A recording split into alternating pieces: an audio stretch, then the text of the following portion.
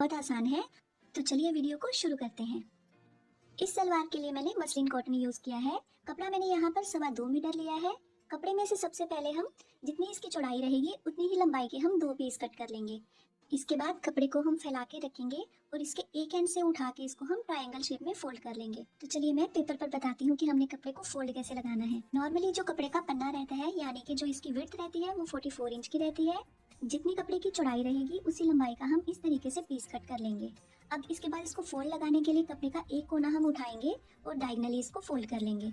Fold करने के बाद यहाँ पर तिकोनी शेप आ जाएगी, इसी पे हमारी कटिंग होगी। कपड़े के जो 2 पीस हमने कट किए थे उनको भी मैंने तिकोनी शेप में इस तरीके से फोल्ड कर लिया है। अब इसके बाद देखिए जो ओपन वाली साइड है इसको मैंने इस तरफ रखा है और बंद वाली साइड को अपनी तरफ रखा है। आप भी कपड़े को पहले इस तरीके से सेट कर लें, उसके बाद ही कटिंग शुरू करें। अब इसके बाद देखिए नीचे की तरफ हम पोंचे का निशान लगाएंगे। तो पोंचे का निशान मैंने यहाँ पर 4 इंच पर लगाया है।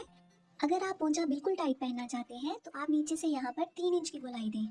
अब इसके बाद जितनी आप बेल्ट डालना चाहते हैं उतना इंच टेप आप ऊपर की तरफ निकाल दें और लंबाई का निशान लगाएं।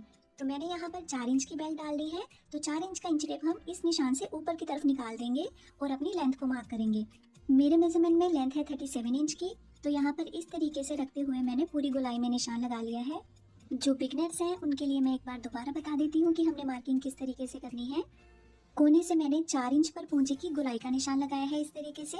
इसके बाद जितनी आप बेल्ट डालना चाहते हैं उतना इंच टेप हम ऊपर की तरफ निकाल देंगे। चाहे तो आप यहाँ पर 4 इंच की बेल्ट डालें, चाहे तो 5 इंच की।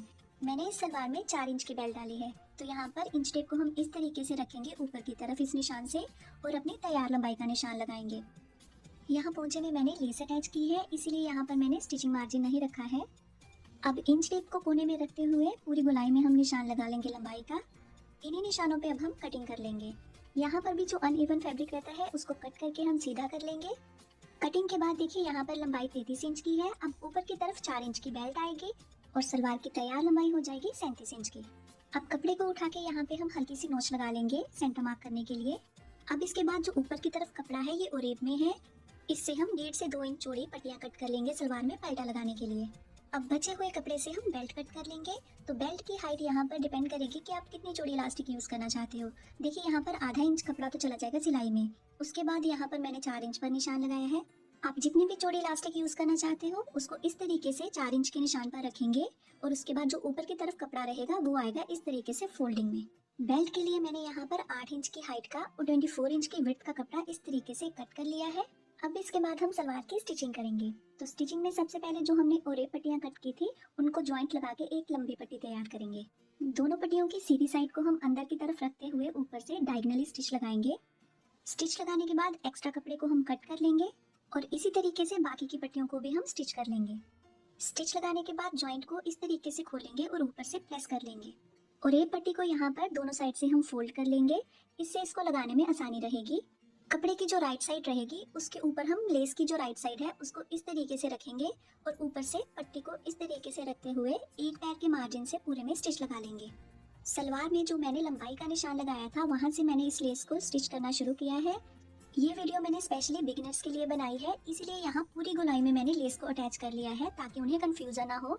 कई बार होता क्या है कि जब हम आधे तक लेस अटैच करते हैं तो जो बिगिनर्स हैं उनसे गलती से एक ही तरफ के दोनों पल्ले तैयार हो जाएंगे। तो उस चीज को अवॉइड करने के लिए यहाँ पूरी गोलाई में मैंने लेस अटैच कर दी है। इससे आपकी आधे से 1 मीटर लेस तो एक्स्ट्रा लगेगी, लेकिन स्टिचिंग में कोई कंफ्यूजन नहीं रहेगी। तो देखिए यहाँ पर एक पल्ले के साथ मैंने लेस अटैच कर दी है। अब अंदर की तरफ जो इसका पलटा रहेगा वहाँ पे मैंने तुरपाई कर दी है। तुरपाई से इसकी फिनिशिंग ज्यादा अच्छी आती है। आप चाहे तो यहाँ पर सिलाई भी लगा सकते हैं। इस सलवार की प्रॉपर फिनिशिंग और ये पट्टियाँ यूज करने से ही आती है। सेम इसी तरीके से मैंने दूसरा पल्ला भी तैयार कर लिया है। अगर आप लेस थोड़ी कम यूज करना चाहते हैं तो यहाँ ऊपर से 17 से 18 इंच छोड़ने के बाद आप लेस अटैच करना शुरू करें, क्योंकि ये पार्ट हमारा दिखाई नहीं देगा।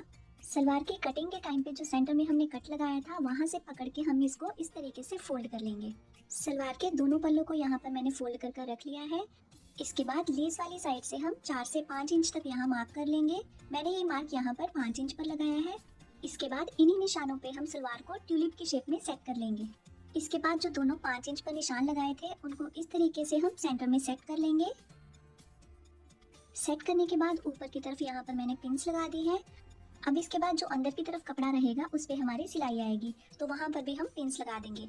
नीचे से आप जितना भी पोंचा खुला रखना चाहते हो यहाँ पर मार्क कर लें। इसके बाद दोनों पल्लों का फोल्ड हम बड़े ध्यान से लगाएंगे।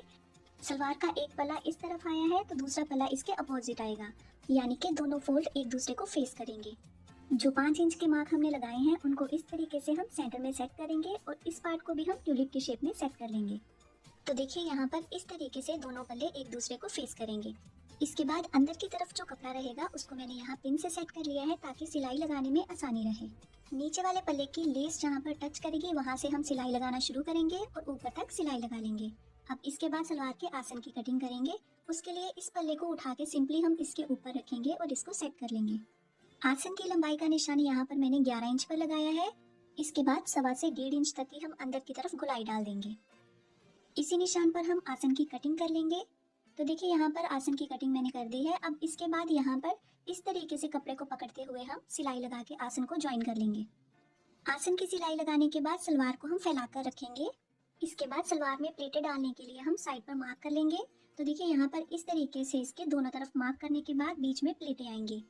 इस सलवार में फ्रंट और बैक साइड दोनों तरफ प्लेट्स आती हैं। प्लेटें डालते हुए हम इसको बेल्ट के साथ अटैच कर लेंगे। दोनों साइड से प्लेटों का रुख हम आसन की तरफ रखेंगे। इस सलवार में प्लेट्स डालना काफी आसान है क्योंकि इसमें मैक्सिमम 5 से 6 प्लेटें ही आती हैं। इसके बाद बेल्ट के आधा इंच मार्जिन को मैंने प्रेस से फोल्ड कर लिया है। इसके अंदर की तरफ इलास्टिक को इस तरीके से रखते हुए हम स्टिच लगा लेंगे। जितना भी आपका कमर का नाप है उसमें से 3 इंच माइनस करके हम इलास्टिक पर मार्क कर लेंगे। मेरे मेजरमेंट में कमर का नाप है 30 इंच, तो यहाँ पर मैंने 27 इंच पर मार्क कर लिया है। इलास्टिक को अंदर की तरफ रखते हुए हम स्टिच लगा लेंगे।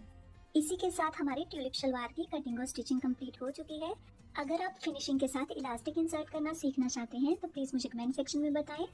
यहाँ नीचे से पोंचे को हमने 6.5 इंच तक खुला रखा है। आई होप कि ये वीडियो आपके लिए यूजफुल रहेगा।